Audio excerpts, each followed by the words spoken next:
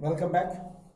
In this class, we are going to discuss about biasing of FET, field effect transistor. So, FET biasing.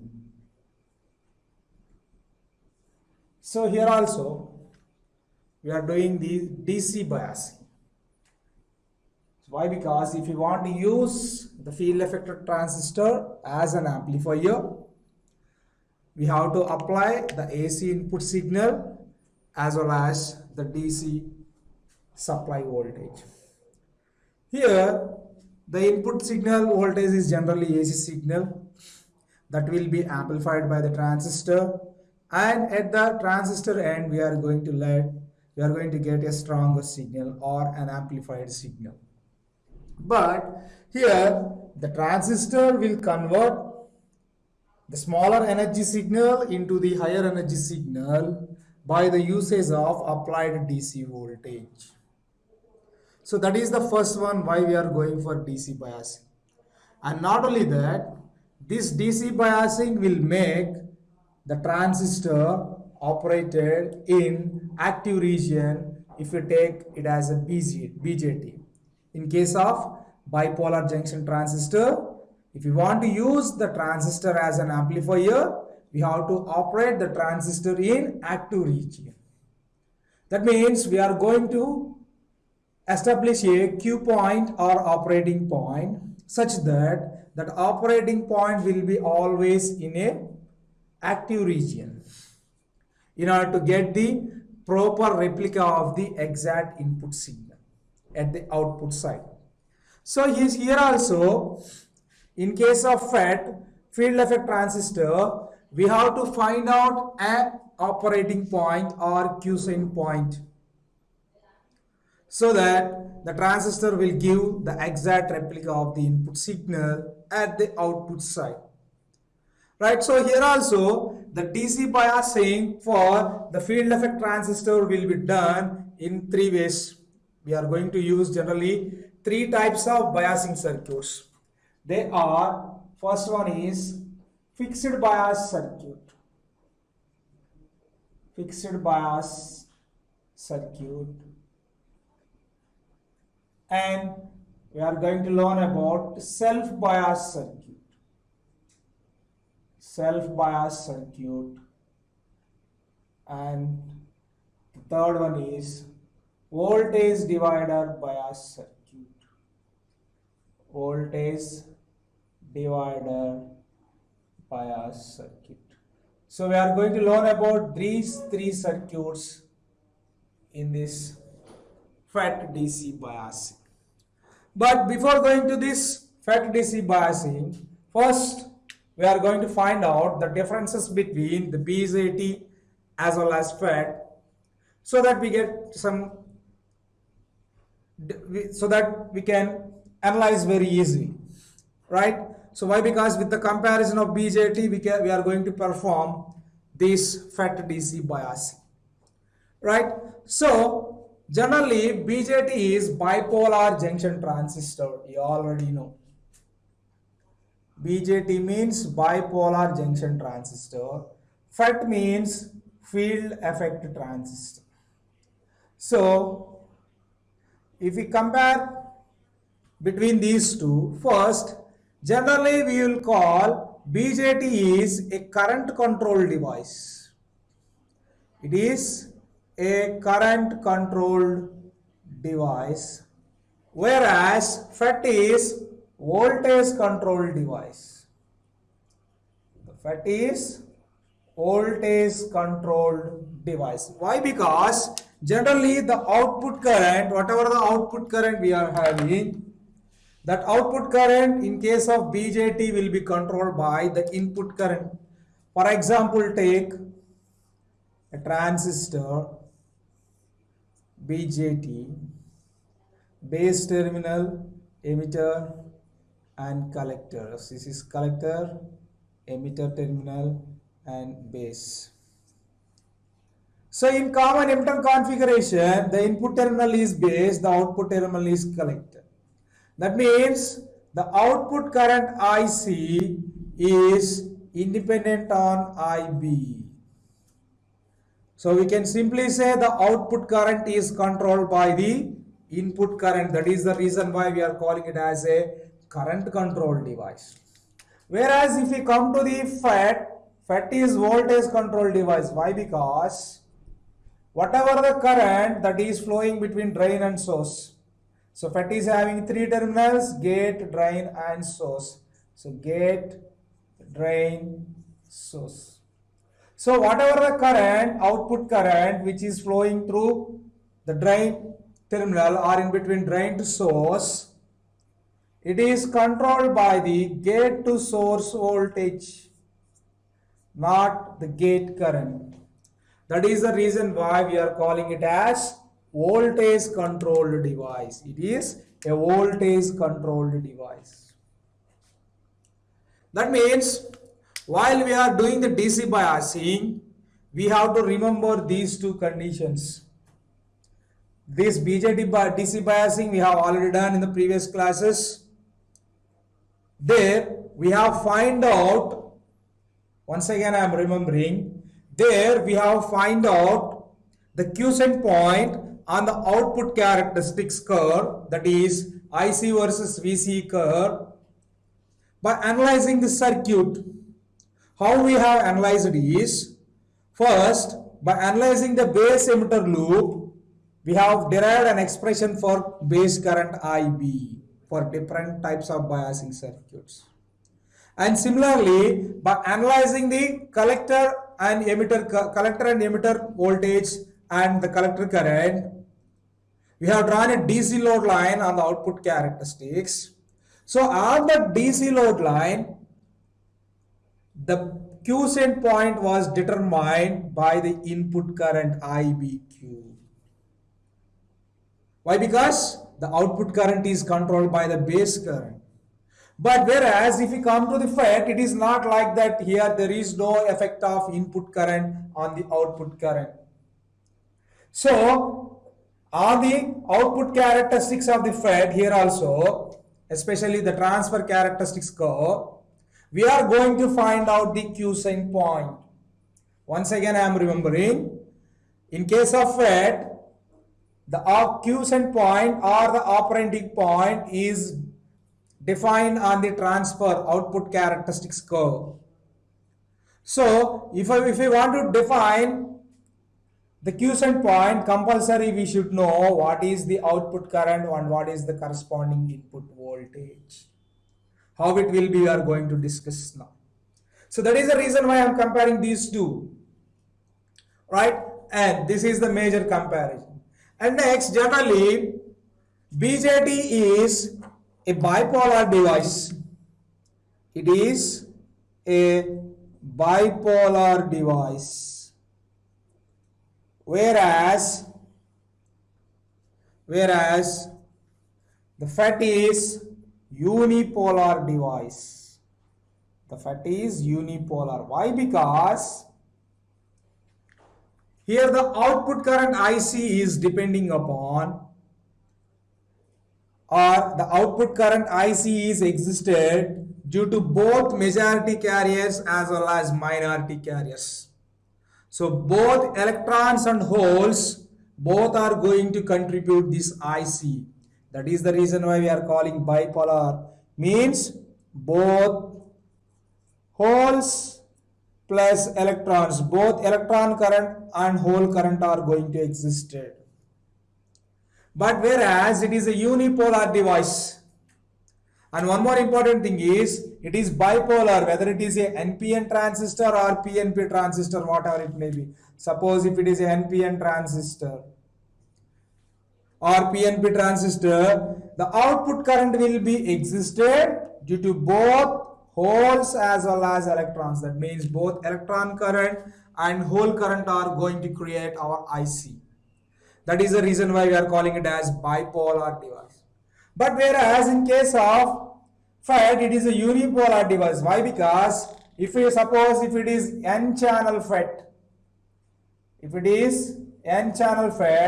the current is extremely due to electrons only. That means whatever the output current, which is flowing between drain and source will be due to electrons only. That is the reason why we are calling it as unipolar device. Right? So that is another comparison. And in case of this BJT, coming to BJT, we can't interchange collector and emitter terminals. Why? Because here the collector emitter terminals dimensions are also same. Generally, the emitter region is smaller in size when compared with the collector region. And not only that, the doping concentrations for this emitter region and collector region are also different. Generally, even though the emitter region width is less, the emitter is generally heavily doped. Not generally, it is always heavily doped. But whereas, when compared with the emitter, the collector region length is less. Even though the collector region length is less, collector is moderately doped. That means we can't interchange the collector and emitter terminals in case of BJT. But whereas in case of field effect, especially in JFET, we can interchange the drain and source terminals. Here, drain and source can be interchanged. That means we can use the drain as source or the source as a drain. Why? Because here the doping concentrations and the size of the drain and source regions are generally same. Why? Because generally the drain, we have already seen the structure of FET and we have already studied the characteristics in the previous session. There what we have seen is generally the drain and source region is entirely an N channel, so that we can interchange. So these are the differences between bipolar junction transistor and field effect transistor. But the major difference is generally bipolar junction transistors we are used in amplifiers. Generally we will use BJTs only for amplification purpose. So I can write the application. So here the applications are, the major applications are amplifiers. But whereas in case of FET, we will use a nearly ideal switch. Nearly ideal switch. But the thing is, BJT can be used as a switch also, whereas FET is also used as an amplifier also. But when you compare these two, generally the BJT is going to work like a better amplifier when compared with FET.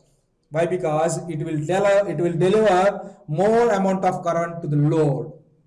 But whereas FET we can't use it as an amplifier.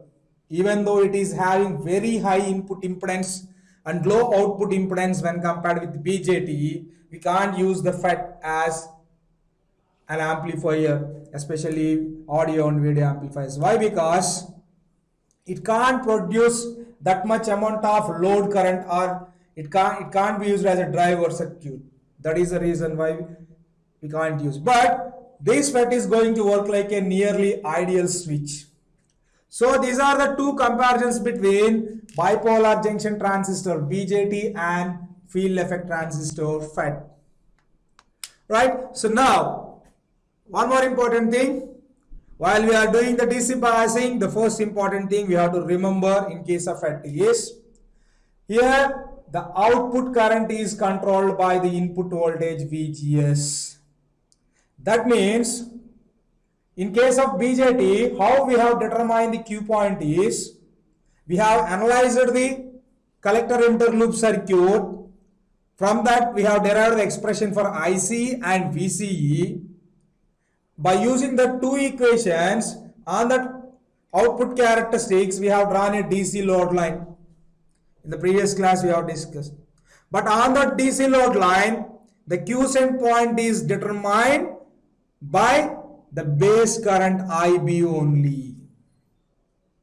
But come here, when you come to the field effect transistor, here also we have to take the output characteristics, that is transfer characteristics. On the transfer characteristics, we have to identify the quiescent point.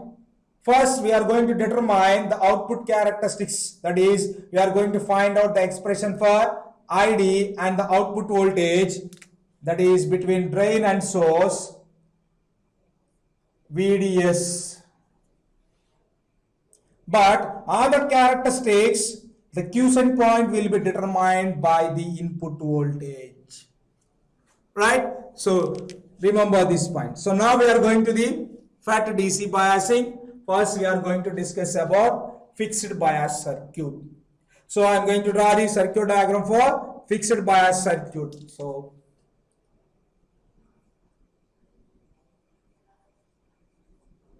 fixed bias circuit. I am drawing the amplifier circuit diagram. Here I am drawing this circuit diagram for N channel FET. So I am drawing it for N channel FET, and I am using that N channel FET in common source mode. Common source mode or common source configuration. CS. Right? N channel FET. So take the circuit diagram.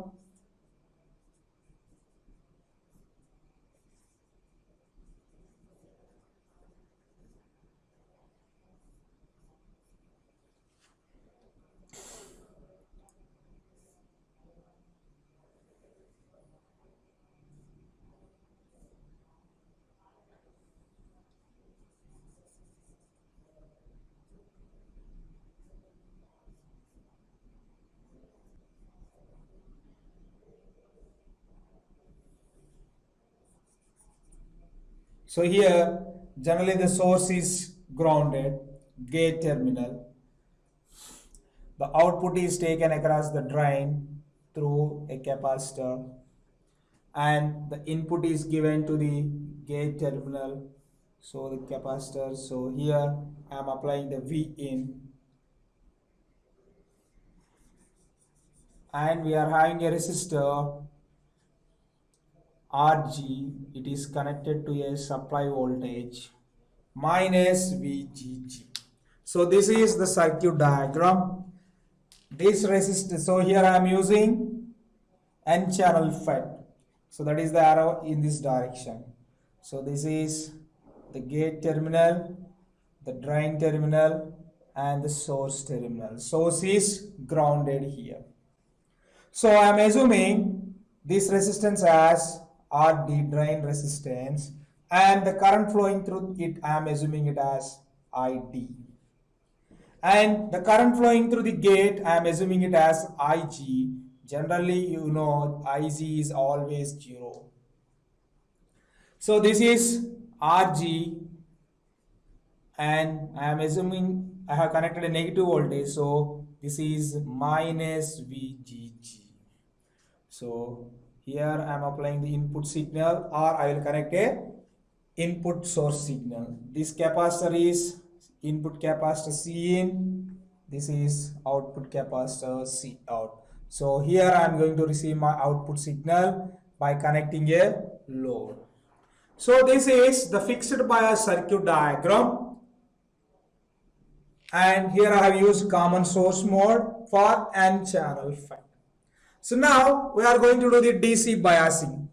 So generally while we are doing the DC biasing, we are going to eliminate the AC input signal. That means I have to eliminate V in, and similarly I am going to remove this input capacitor as well as the output capacitors. Why? Because the capacitors are going to behave like open circuit for DC, or generally we will say the capacitor blocks DC. Why? Because the reactance offered by the capacitor for DC voltage is 0. Why? Because generally the capacitance or the reactance XC is equal to, here I am writing, once I have a look at, XC is equal to 1 by 2 pi FC. Right? This is the reactance offered by the capacitor. For DC, F is equal to 0. That means the reactance will be infinite. Infinite resistance means it is open circuited. So that is the reason why while I am doing the DC biasing, I am eliminating this input capacitor and output capacitor. So my circuit will have only DC part. So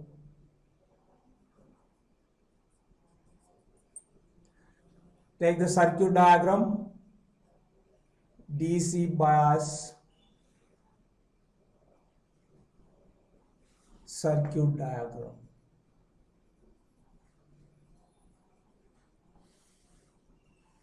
For fixed bias amplifier.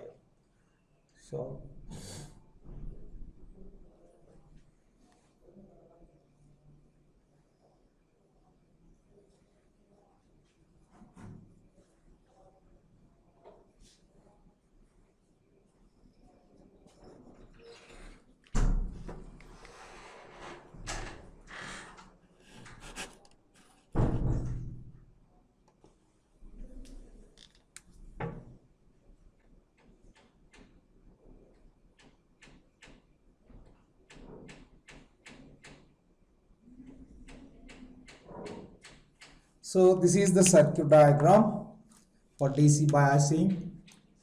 So here we are giving VDD, RD, and the current flowing through it is ID. The voltage drop between drain and source terminals is VDS. So this is drain and this is source terminal.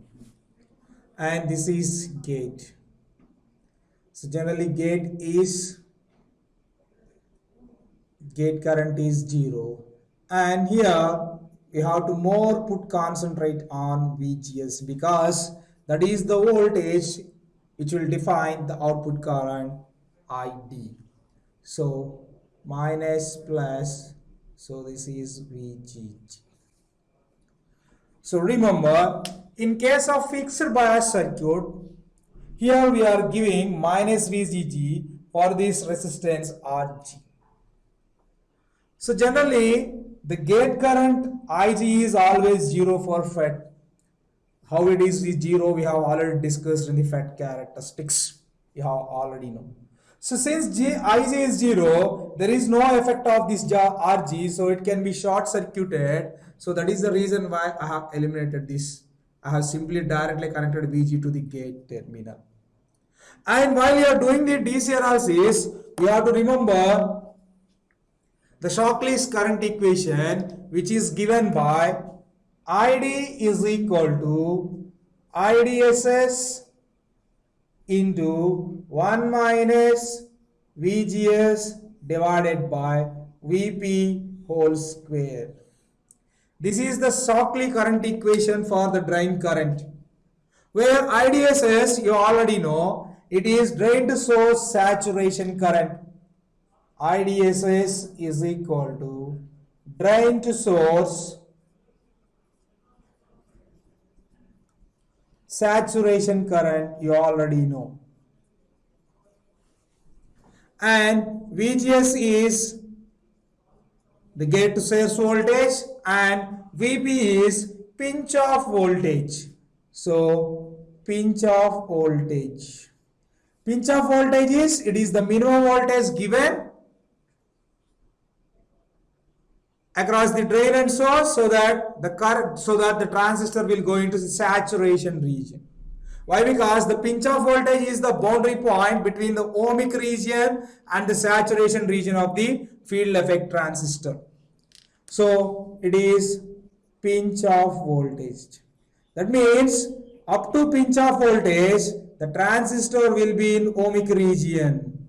In the ohmic region, the FET is going to behave like a voltage controlled resistor. But whereas in the saturation region, the current is going to behave like IDSS, means a constant current source. So that we have discussed. So here our aim is to find out the suitable voltage VGS and a convenient current for ID such that the quiescent point will be on the drain characteristics such that it will produce a proper replica of the input signal at the output side. So once we will have a look on the transfer characteristics, so they are like this.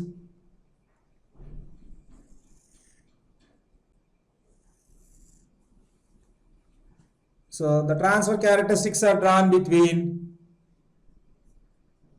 ID versus VGS. Actually, these transfer characteristics are also derived from the output characteristics. So the characteristics are like this. So this is the maximum drain current IDSS, and here we are having the pinch of voltage VP. So on these characteristics, we have to find out what is the location of Q point, where it is. Generally, we will choose the quiescent point such that ID will be equal to IDSS by 2. So generally, we will choose the point there. That means on the characteristics, if we represent, suppose this is IDSS by 2.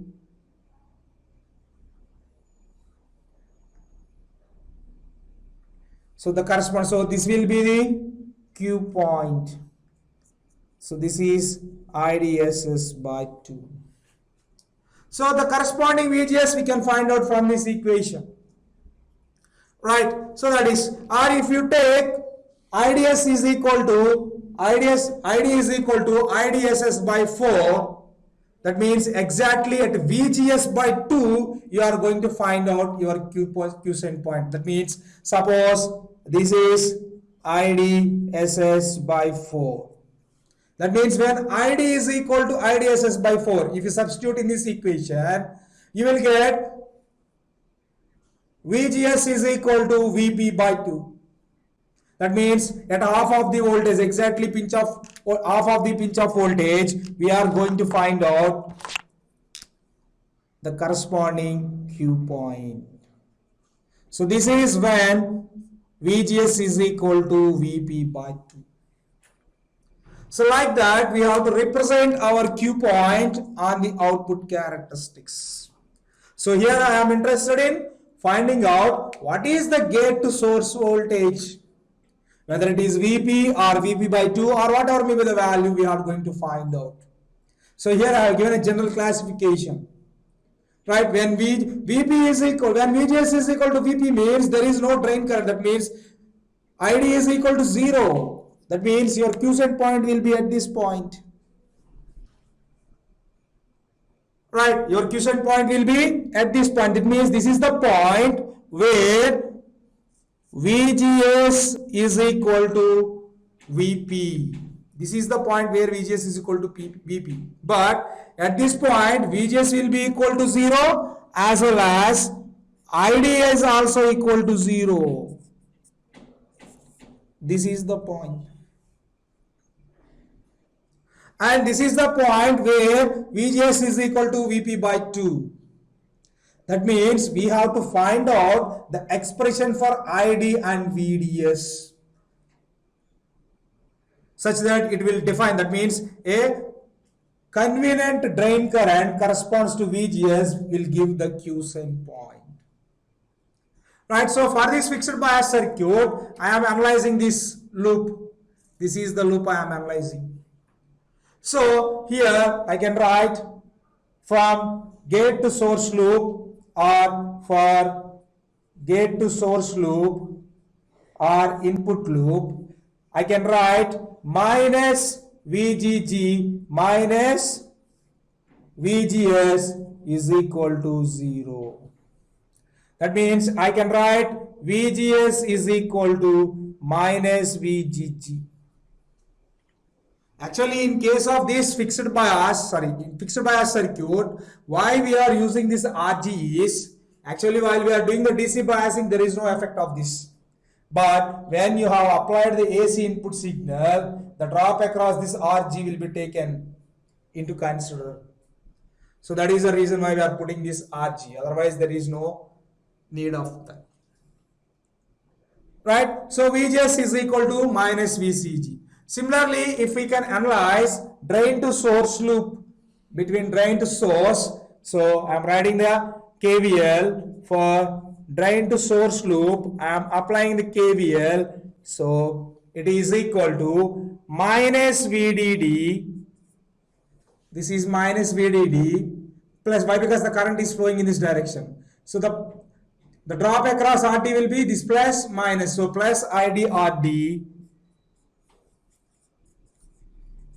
plus VDS is equal to 0. So from this equation, I can write ID is equal to VDD minus VDS divided by RD. And similarly, VDS is equal to the output, drain to source output voltage is equal to VDD minus IDRD. VDD minus IDRD.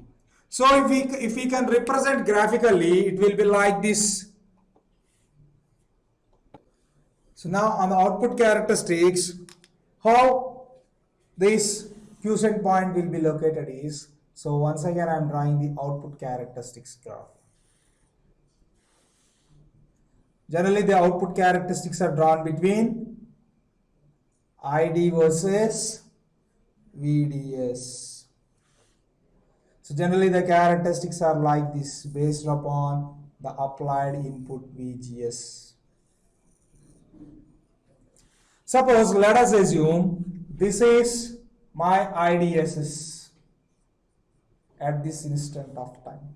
So the pinch off voltage will be here. Why? Because from pinch off voltage onwards, the current will be constant like this. So this is my ID. So generally the transfer characteristics, how they are reflected is, you already know, we have discussed in the previous class. So the curve will be like this. So this is the maximum IDSS. And at that instant of time, your ID will be decided by this equation VD minus VDS by RD. Suppose let us assume this is the, and here my VGS is equal to minus VGG. That means this is VGS line, you already know. On that VGS line, you have to identify where minus VGG. Suppose let us assume this is the point where it is minus VGG. So corresponding projection onto these characteristics, the corresponding will be your IDQ. So this is your quiescent point. So if you are going to vary, sorry, this is minus VGG. If this minus VGG is going to vary, definitely your IDQ is going to vary. If you reduce this VGG, or if you can approach to 0 value, what is going to happen? Your IDQ is approaching here. That means your IDQ will be appearing in the ohmic region. Why? Because this is the ohmic region.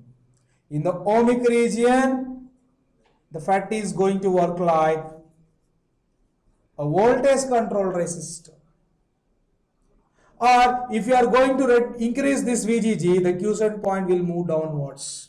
And finally, it will approach minus VP, the pinch off voltage. Are you getting my point, guys? So this is how we have to find out the quiescent point on the transfer characteristic. Actually, these are the output characteristics. From this reflection, we will find out the transfer characteristics here. So this is your transfer characteristics. So this is fixed bias circuit. So now we are